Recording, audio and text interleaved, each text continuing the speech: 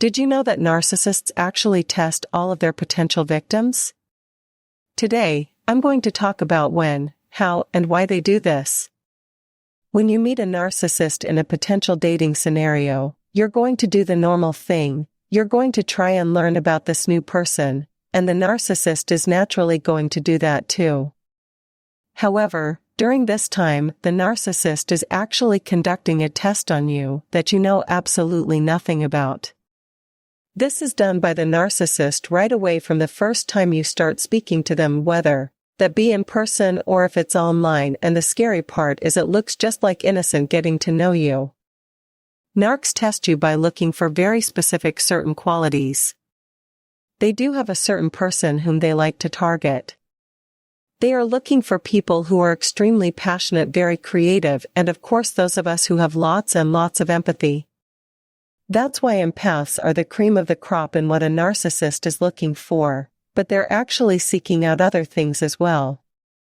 I'm gonna go over the top things these predators are seeking out from their victims, qualities narcissists seek out. Number 1, someone who is very vulnerable, the broken person. They are looking for somebody who shows a lot of vulnerability. Narcissists are really drawn to people who are quote-unquote broken. They're looking to see if maybe you've been bullied over the course of your life, if you're a victim of previous abuse. Do you have parental issues? Otherwise, known as mommy or daddy issues, have you been in a lot of crappy relationships?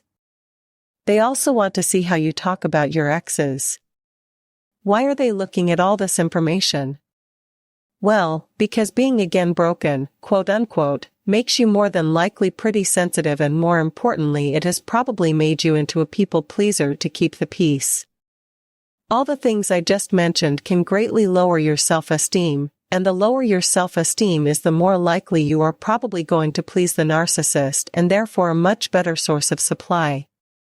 To them, this says that you're going to be very easily controlled. You've been in bad relationships before, so naturally, you might be prone to do this again. Maybe they'll learn that you can't depend on your parents. Maybe there's an issue there. So, you won't leave and run off to your parents' house. Maybe you don't have many friends. You're already isolated. They don't have to do that. You're just easy for them to abuse. They're not going to have to put a whole lot of work into kind of break your spirit, because probably it's already kind of broken. Number 2, someone who is very dependable, good old reliable. They want somebody who is extremely dependable. This one is pretty obvious. They want someone that they can depend on for multiple things. They want someone whom they can depend on for money, sex, attention. Sometimes when they can't get all of that from one person, this is where you're going to start having more than one. And this is why so many times there are different sources of supply, because only one of them is good for the money, and only one of them they really enjoy the sex with, and one person gives them more attention than the others. But they want you to be very dependable, especially by way of having your own home, a good job, probably a car. Dependable people are usually helpers. Again, this is the very nature of being an empathic person. Even more interestingly, people who are dependable and empathic kind of have this I know I do. They have this little bit of like perfectionism in them. They want to help, but they want to help quote-unquote perfectly. And I'm going to use myself as an example, because I've just said who this is me. My narcissists never seem to have any money. He'd make sure that he would tell me this but never actually ask or anything, so that when I helped over abundantly, he could, and then I could get mad when I got nothing back. He could be sure to remind me that he never actually asked for anything, but more than that, like I say, he'd make sure that he'd tell me that he didn't have any money but never asked for anything. He knew I was dependable, and he knew I would jump in to help. I'm dependable, I'm a helper, I would be there to save the day. Because I was the perfectionist, though when he'd tell me, for example, he was $50 short on rent, I hand over $100. I had to overhelp, I had to be perfect, I had to save him, I had to please him, I had to show him that I was dependable. That's kind of an example of the perfectionism that runs in some of us empaths, not everybody, but most of us. Number 3, someone who will take all responsibility, the blame taker. Narcissists want somebody who take responsibility for their actions, and somebody who will also take responsibility for the actions of the narcissist too. Every narcissist just cannot take responsibility, so they seek out people who will do that job for both of you.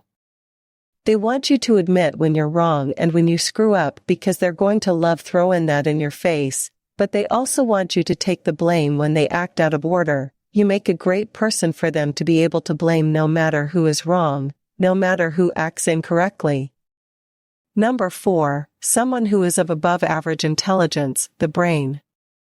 Believe it or not, I know so many people have fallen for a narcissist and they think that that makes them stupid. But narcissists actually look for people who have above average intelligence. They are looking for people with above average intelligence. Think about it like this. Do you want to be with a dummy? No, you don't, and neither does your narcissists. They seek out people who are very passionate about maybe their job or certain hobbies. You're probably very skilled at something or many things. They want people who can focus, who are determined, who really get things done.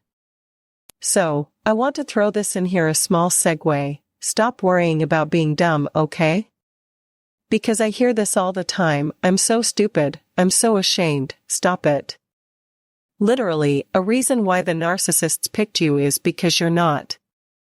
So, stop it. Number 5, someone who is attractive, the looker. Beauty is in the eye of the beholder. It's pretty obvious that your narcissist was with you because to them you were attractive. Even before you speak to somebody, you see them first. If your narcissist didn't feel some type of physical attraction towards you, especially knowing what we know about narcissists with sex, and how so many of them are sexually driven, they wouldn't have chased you in the first place. So, they want somebody who's good-looking, at least to them. Number 6, someone who doubts their worthiness, the undeserving. They want somebody who doubts their worthiness. Now, this one ties in very closely to number 1, the broken person. People who are previous abuse victims or have parental issues, what have you. Like I said, this takes a toll on your self-esteem, and when this happens over time, you're going to start doubting your worthiness as a human being. And you pretty much feel terrible about yourself. This was what happened to me. I had previously been rejected by a guy who I thought was into me, clearly wasn't. So, I was basically looking around for anybody who would boost my self-esteem. I was looking for somebody to find some kind of worth in me because I couldn't find it in myself at that time. Before I realized that boosting my self-esteem and boosting my ego was my job back when I was expecting somebody else to do it. And boom, the narc found me and paid me attention, boosted me up, but still in the back of my mind I had that feeling of, oh my God, he's into me and he's so great. Of course, we don't know these things yet at the time, but in my mind I was like, I suck, I'm so useless and worthless, but he's so great and I better hold on to this guy no matter. And from the very beginning it was ingrained in my brain, I have to hold on to him because I suck and I'm not worthy of anything.